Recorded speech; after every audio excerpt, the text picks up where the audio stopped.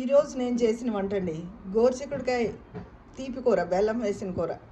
ఇది ఇదివరకు ఎక్కువ చేసేవారు పెద్దవాళ్ళు. చాలా బాగుంటుంది, పుల్లగా తీగా రుచిగా ఉంటుంది. కొత్తిమీర వేసిన చారు పెట్టాను, మామూలు చారు, ఎటువంటి పొడి వేయకుండా.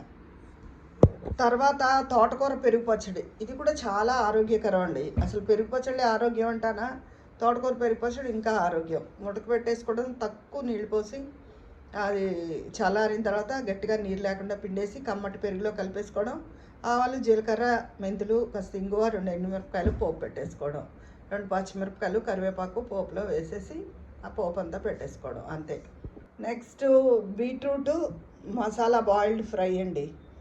బీట్రూట్ ఉడకబెట్టేసుకోవడం, కుక్కర్లో ఒక 5-6 విజిల్స్ రానిచ్చేయాలి బీట్రూట్కి.